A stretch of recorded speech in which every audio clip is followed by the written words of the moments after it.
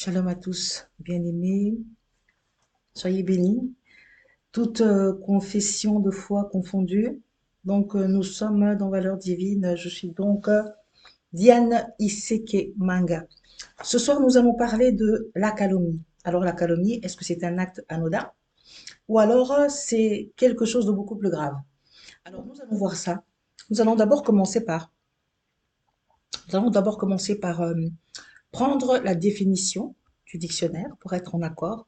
Nous allons commencer par prendre la définition de la calomnie. Donc, je mets mes lunettes. Alors, voilà ce que le dictionnaire nous dit de la calomnie. Donc, la calomnie, ce sont des accusations, ce sont des allégations volontairement mensongères. Donc, c'est de la diffamation.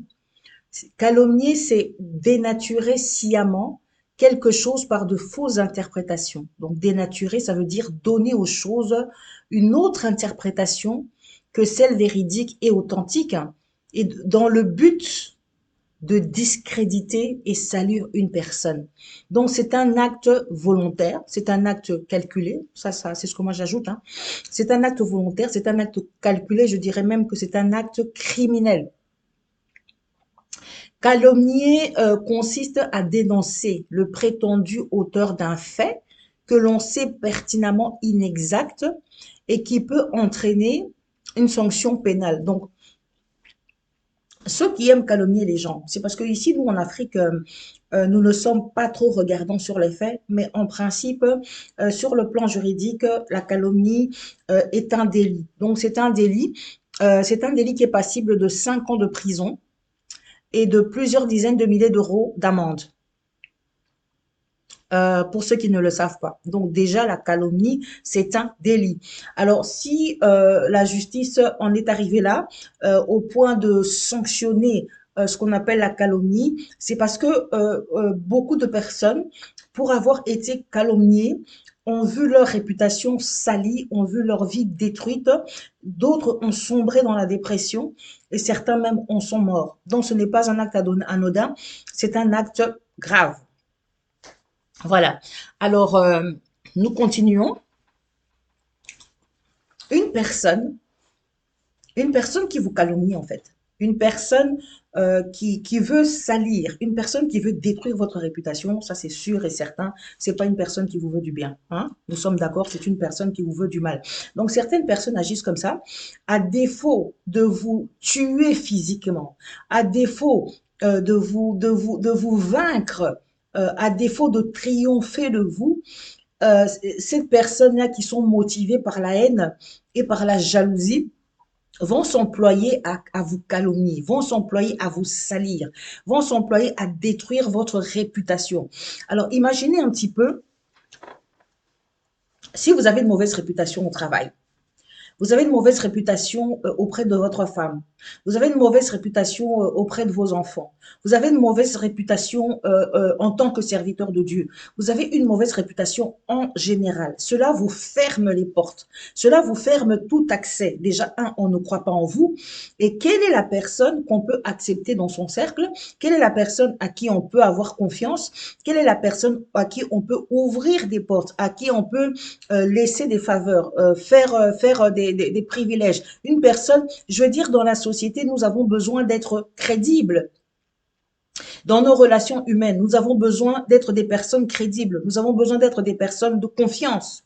Mais si nous ne sommes pas crédibles, si nous ne sommes pas des personnes de confiance, si sur notre front, il est écrit voleur, assassin, violeur, euh, malhonnête, pédophile, sorcier, ça c'est sûr que tout le monde va vous fuir.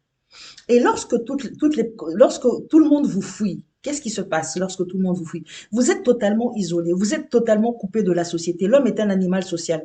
Lorsqu'on vous coupe de la société, vous êtes seul Donc, ça veut dire que c'est un isolement, c'est un isolement social, c'est un meurtre, c'est une tentative de meurtre social. On vous met à part comme un paria, on vous met à part comme un malfaiteur.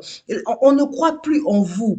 Quand on vous voit, tout dépend évidemment de la rumeur qu'on a fait courir sur vous, tout dépend de lorsqu'on vous voit, on voit assassin, on voit criminel, on voit violeur, on voit pervers. Les gens vont vous fuir. Et c'est l'objectif même de la personne qui fait courir des rumeurs sur vous. C'est l'objectif même de la personne qui vous calomnie. En fait, la personne qui vous calomnie veut votre disparition. Elle veut votre disparition. Elle veut la disparition de vos talents. Elle veut la disparition de votre réussite. Elle veut la disparition de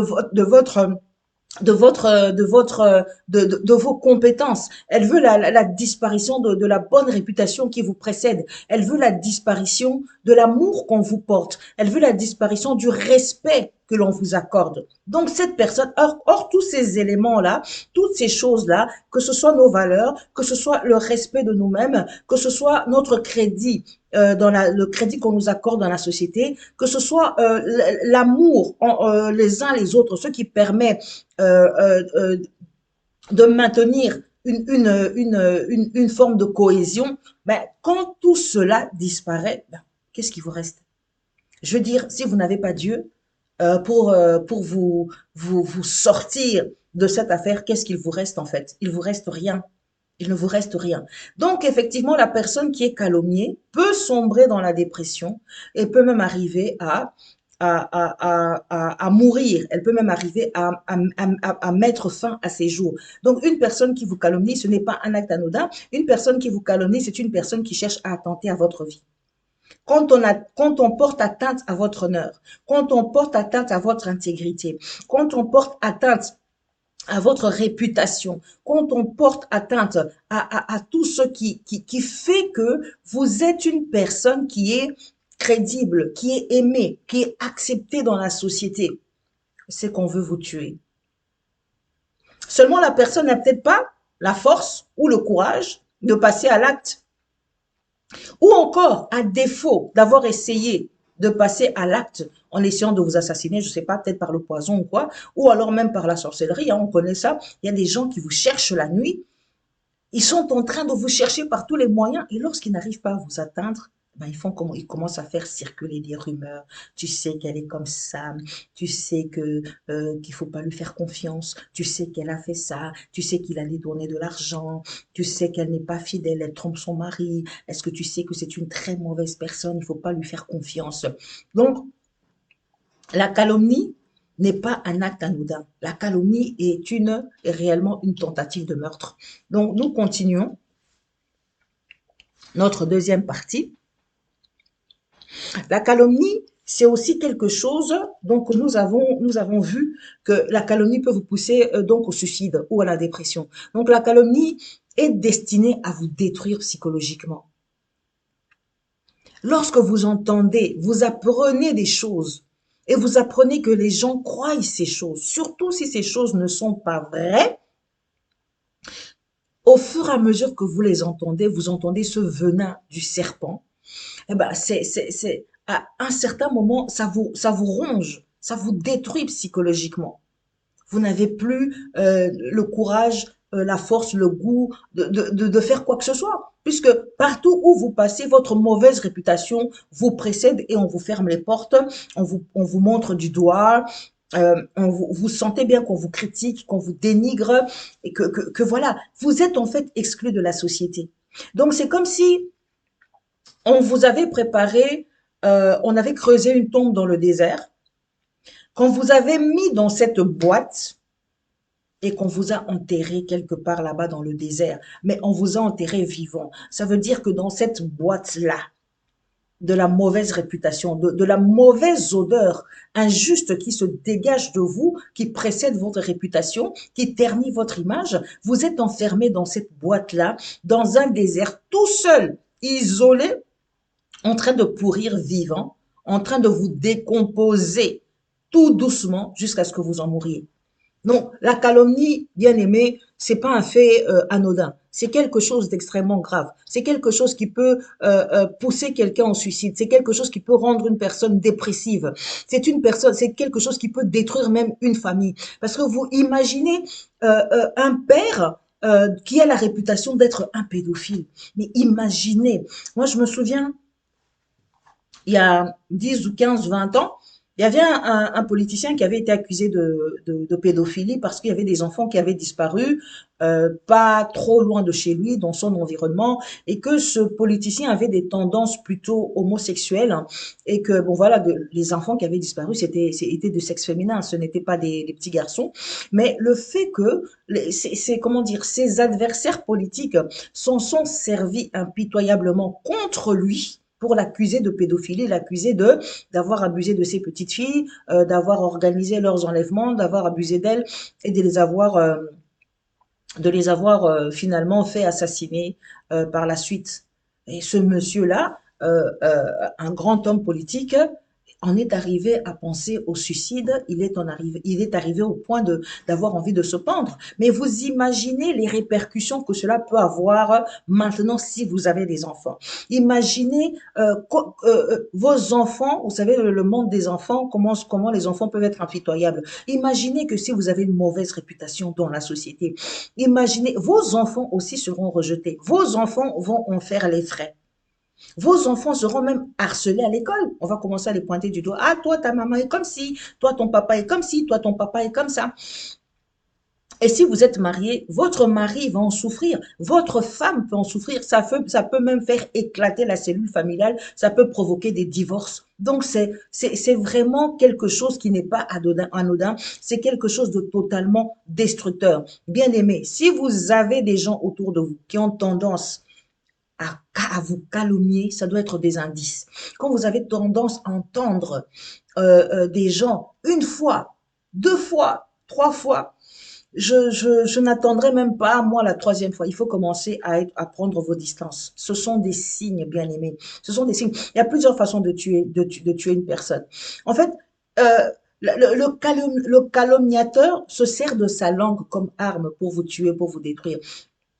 Pour assassiner une personne, vous n'avez pas besoin forcément de prendre un couteau, vous n'avez pas besoin personnellement de prendre une arme. Avec votre langue, la Bible dit la mort et la vie se trouvent au pouvoir de la langue. Ceux qui en aiment les fruits en mangeront. Donc, ça veut dire qu'avec ta langue, avec notre langue, nous pouvons détruire les vies. Avec notre langue, nous pouvons tuer par la calomnie, par la médisance. Et puis, vous les personnes qui prenaient plaisir à relayer les calomnies, qui prenaient plaisir à relayer les informations. Vous entendez une information, vous n'en êtes pas sûr, vous n'avez même pas vérifié, mais vous sautez dessus, vous vous en appropriez comme si vous étiez là, comme si vous avez assisté au fait, comme si vous avez été des témoins oculaires ou des témoins auditifs, rien du tout, mais vous prenez plaisir à faire circuler des bruits. Il y a un proverbe qui dit que la rumeur meurt lorsqu'elle arrive aux oreilles d'un homme intelligent. Le serpent. Mais pour pouvoir diffuser son venin, ben, il va se servir des gens. Il va se servir des gens. Donc, il va se servir de vos oreilles. Et une fois que vous aurez entendu, vous allez l'exprimer avec votre bouche. Donc, sans que vous le sachiez, consciemment ou inconsciemment, vous vous faites complice de meurtre. Parce que s'il arrive quelque chose de grave, une famille détruite, des enfants détruits, un foyer détruit, une vie brisée, un destin brisé, c'est parce que vous avez contribué à faire circuler des bruits que vous avez entendus, que vous n'avez même pas vérifiés. Vous êtes complice de meurtre.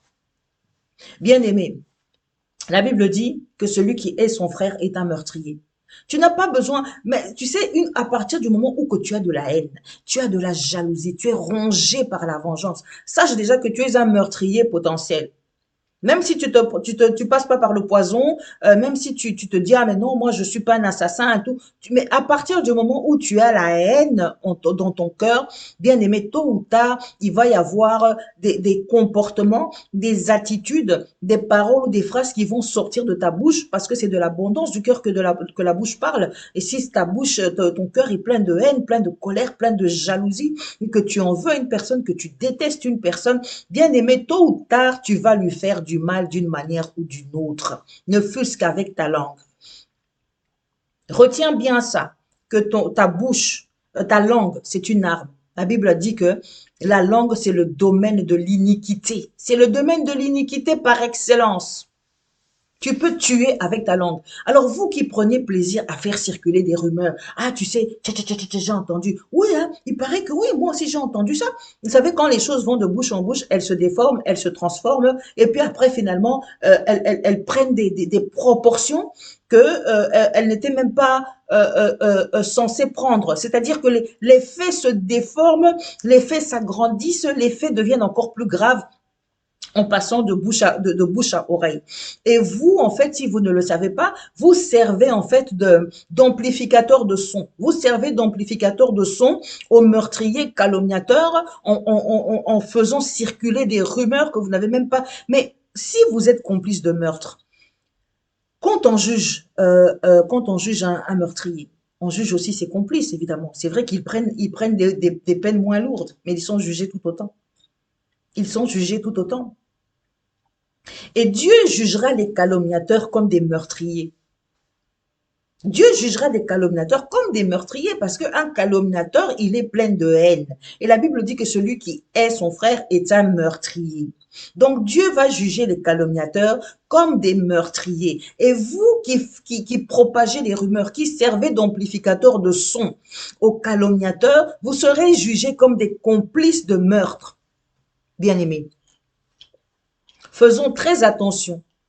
Faisons très attention. Et puis, vous savez, il y a des choses qui sont vraiment purement spirituelles. Il y a des choses qui vont vous arriver dans votre vie hein, parce que vous avez calomnié ou parce que vous avez fait circuler des rumeurs qui ont servi à détruire un innocent, un serviteur de Dieu, une femme innocente, un adversaire politique bien qu'innocent, voilà, une femme, je veux dire, une femme, parfois il y a des hommes comme ça, il convoite une femme, la femme, elle veut pas, il va détruire sa réputation. Non, mais mon Dieu, quelle médiocrité, c'est triste. Quelqu'un essaye de vous escroquer, il essaie d'entrer dans votre vie pour vous escroquer. Il n'arrive pas à atteindre ses objectifs. Il y a des gens qui sont comme ça. Ils vous calomnient, ils cherchent à vous détruire parce qu'ils ont essayé de vous manipuler. Ils ont essayé de vous téléguider. Ils ont essayé de vous contrôler et ils n'y sont pas arrivés. Et cet échec-là les a remplis de rage. Et ils vont commencer à vous calomnier à gauche, à droite. Mais les calomniateurs là, vous êtes des personnes dangereuses. Les calomniateurs, vous êtes des personnes dangereuses, bien-aimées. Si vous avez des gens, vous entendez des rumeurs qu'une personne, des rumeurs vérifiées, qu'une personne a tendance à souvent dire du mal de vous, bien-aimés, sachez que c'est le début ou la manifestation de quelque chose de sombre. Prenez vos distances. Prenez vos distances. Nous continuons toujours dans notre lancée, bien-aimés.